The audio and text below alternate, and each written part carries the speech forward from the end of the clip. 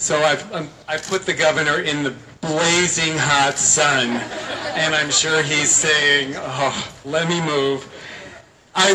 This is 42 years at Victory Programs. This is the first time a governor of Massachusetts has come to one of our openings. And I want to say Governor Charlie Baker has come because he is the national leader confronting the opioid crisis.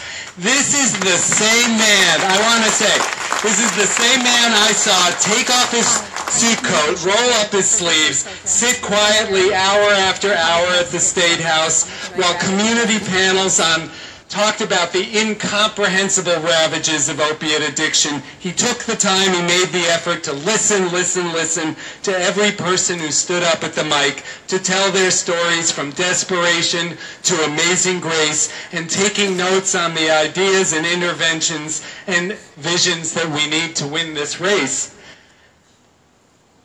I want to say, you know, Governor Baker, I said to Liz Malia, it didn't take a village to build this group home. It took the entire Commonwealth. And you know better than anybody, it doesn't take a village to change public health policy and legislation. It takes the whole Commonwealth behind you. We are behind you, Governor Baker, in what we face and what you are doing with the most comprehensive measures in the country you are testing to combat the opiate addiction. Your outstanding team in the wings who make this program for women in recovery possible, starting with Secretary Mary Lou Sutters, Crystal Cornegie, Roger Herzog, Commissioner Burrell, the most incredible director of the Bureau of Substance Abuse, Allison Bauer. As Graham Nash once sang to Joni Mitchell, our house is a very, very, very fine house. Thank you, Governor Baker, and your team, Guardians of the Galaxy on planet Massachusetts, for this very fine house.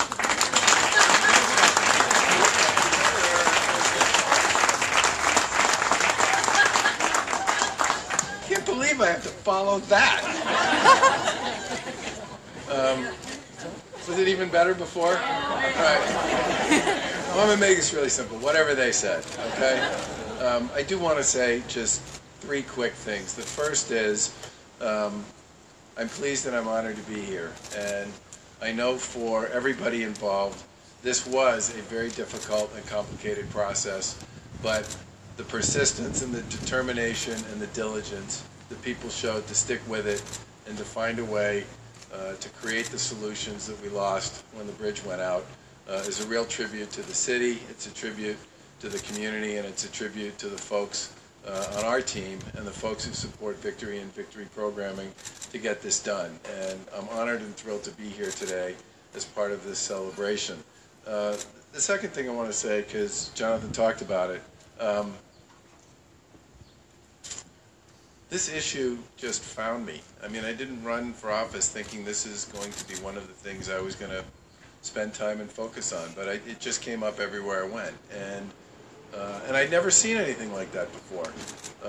And most of the time it came up with people coming up to me after an event or after a town hall or whatever it was and saying, "You're a healthcare guy, aren't you?" I said, "Well, yeah, sort of." And they would then tell me some story, said, "I got a friend," and they would tell me a story, and I would try and help them with wherever it was they wanted to go. And I finally realized that I needed to give people permission to speak about this, that they weren't comfortable talking about it publicly. So I started talking about it in my remarks and saying this is an issue that I was hearing a lot, and I wanted people to share. And even with that, most of the time, people still just came up and talked to me afterwards, although then they started talking about their son, their daughter, their mother, their father, and the stories got a lot more real. And I think, you know, Representative Maya, you know, your comment about the people who are in recovery and the people who are fighting their way to recovery, it requires an enormous amount of grit and determination and perseverance and character. And I think sometimes people forget that. You know, one of the things we always teach and preach to children is it's not where you start, it's where you finish, okay? But then we forget about that message sometimes when we're talking about people who are dealing with addiction. Well, gosh darn it, it's not where you start, it's where you finish. And to all those who are either fighting to stay clean or have managed to become clean, you have traveled a very harrowing and difficult path, and you are to be congratulated for your willingness to step up and play and find a better path to live your life and to be successful. And we should all celebrate that and appreciate the grit and the determination and the character that it requires. I'm not the first person to say that the healthcare community had a lot to do with creating the opioid epidemic, but it did. You can't write 80% of the world's opioid prescriptions when you only have 5% of the world's population and not expect there will be consequences to that. And a big part of the reason why our approach to this has been prevention and education on the front end, intervention, treatment, and recovery, is because all of those pieces are fundamental to our ability to succeed, not just with this addiction issue, but with others.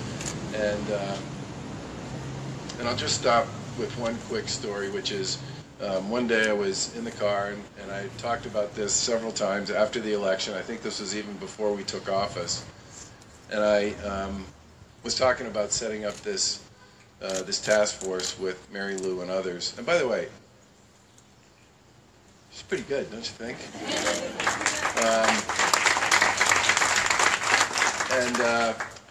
And I got a call from a state representative who I know reasonably well, and he said, about that opioid task force you're thinking about putting together to deal with addiction.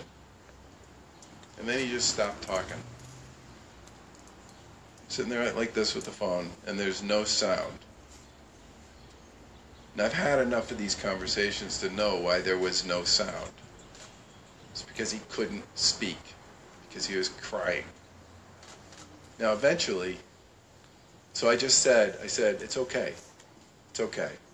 Just take your time. And then he started to sob. And then eventually, he got to the point where he could say, I need to tell you about my son. And I just thought, over and over and over again, it affects everyone. And the sooner we come to accept, recognize, and realize that, we will understand that this is an us issue and not a them issue. And we will continue to build the kind of programming and take the approaches here in the Commonwealth that can help beat this down. And I know I speak for our administration, for the mayor and his team, for the folks in the legislature. We are going to continue to be with you and to beat this one down. Because it is a human story issue. Each story individual, each story its own story. And we have to be there to help folks work their way back, and we have to be much smarter about dealing with the role that society played generally in creating a big piece of this problem. And we're going to stay with it till the bitter end, which I'm hoping will be a massive celebration of success. Thank you.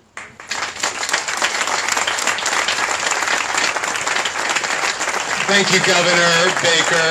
You are just outstanding. You outshine the sun, really, and with Mayor Walsh and Governor Baker, taking this on.